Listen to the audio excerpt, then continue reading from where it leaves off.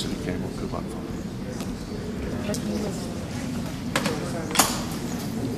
Yeah.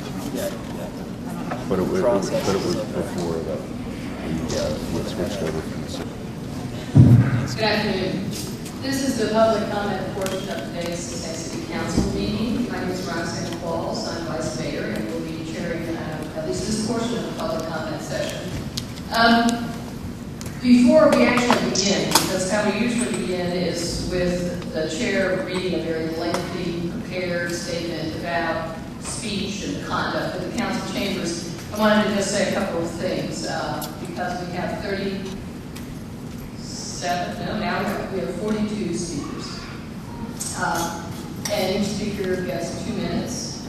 So that's going to be 84 minutes of public speaking. So everybody needs to, prepare themselves and be patient, okay? The other thing, just so you know, is that we have to take people in the order in which the cards are filled out. So there will be a mixture of topics that are being discussed. So just so you're aware of that, and in an effort to avoid being arbitrary, as we listen to people who want to speak in front of the council. So that's that.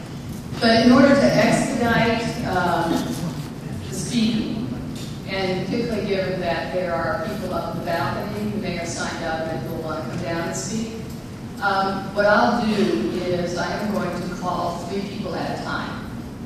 Okay, so when you're called, come and take your seat here.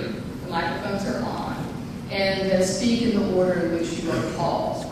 And if you hear your name called and you're up in the balcony, if you could proceed down so that you're ready whenever your time is to take your seat, that'd be appreciated. And it's probably going to take more than 84 minutes, but if we kind of follow that, it's fine.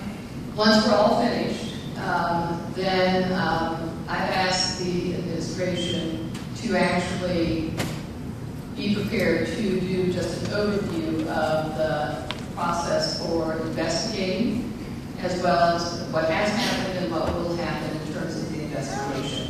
It's not for the purpose of discussion, but it's so that everybody was working off of kind of the common knowledge of how things officially will proceed when it comes to the investigation into the shooting.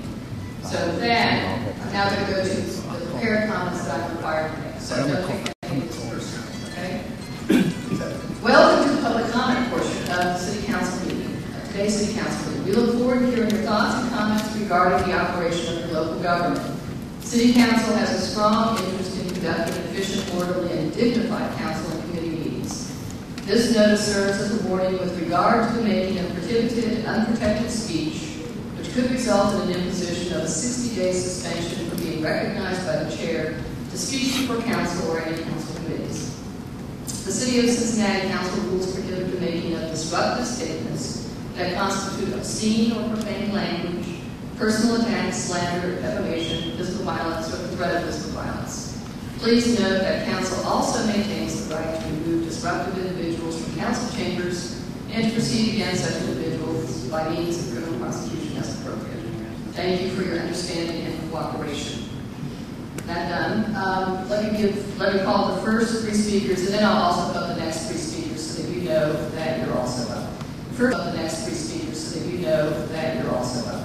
First 3, Gregory Cristiani, Lisa Wurster, and Paul Carmack. Then will be Craig. Are we now set? Yes. Okay. I'm here today to request the aid of the City Council in investigating the killing of David Rivera on the morning of April 18, 2011. David was a respected artist and musician, the keeper of cultural values, but most importantly, he was loved as a human being by all of these people here today. For every one of these people, count hundreds more in cities abroad, who also love this man. As a member of an extended family which spans the entire country, it's a shame that Mr. Rivera's life came to an end in the manner in which it did. Where it did, especially if you believe his argument that his death could have been avoided. I wish we could say definitively that Sergeant Mitchell acted with the utmost care that night. I wish we could say that this was simply a drunken tragedy in which Shakespearean circumstances conspired to bring this young man's life to an end. Unfortunately, it was not a Shakespearean tragedy which killed Mr. Rivera, Sergeant Mitchell. This is about the only thing we do know for certain thus far. The only official explanation that's been given was given by the police, the accounts were over Qualls. For instance, why did the other officers at the scene not fire their weapons? If officers believed that the suspect was armed with a knife, why were officers within striking distance of the suspect before he was subdued, essentially guaranteeing that events would escalate? Why were those cruiser cams a privileged vantage point to record the events which followed? These and other questions have not been accurately answered. It is essential that civil society have a voice, if not a leading role in this investigation. To simply accept police testimony to stand in for the facts is unacceptable. To expect anyone to do so is to cynically disregard the intelligence of your citizenry. To do so, in fact, is to unquestionably accept the testimony of an officer from the previous history of excessive force that almost by its very definition improper. If we are to maintain the rule of law, if we are to have a society in which the police are accountable to those in the communities in which they serve, I challenge this assembly here today to pursue a thorough and transparent investigation into the murder of David Eager. Thank you. Thank you. Our next speaker is Craig Rosen. We are not here because our friend David Eager was killed. We are here because the facts surrounding his death do not make sense. There are rumors that cops have threatened witnesses, have tried to cover up the facts, that a knife flew into the window of a home on Chase Avenue, and the homeowner was told by police to not say anything. That Eager was sitting down when he was shot, still holding his dog's leash.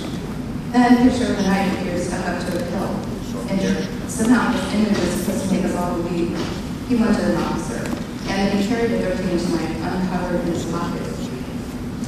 And was unable to remove it from his pocket, open it up to his full length, and lunge at an officer with it. That didn't happen because Sergeant Andy Mitchell is a criminal drop. Alas, we do not live in a Wild West movie. The stories told to the public not only violate the laws of physics, but of common sense. Then there are other questions. Why was Sergeant Mitchell the only officer who saw fit to fire his gun while the other officers stood closely only 2 feet away? We know Mitchell used a taser from a cruiser window on a man who was innocent, guilty of no crime. He tasered him twice, once while he was down on the ground. He shot our friend twice. The major difference between the sergeant and the man he killed, only one of them has a history of violence. The city recently embarked on a PR campaign proclaiming how far it's come since the riots. If the Cincinnati Police Department continued this farce, they make a mockery of that campaign. Until the actual facts of this case are released, we will be here in Cincinnati and Portland and in Louisiana and anywhere else in the world that people expect justice to be done. Perhaps it was only a matter of time before Sergeant Mitchell killed someone. Unfortunately for us, he killed someone we knew and loved. There are many of us who knew and loved Bones, and we will not go so quietly.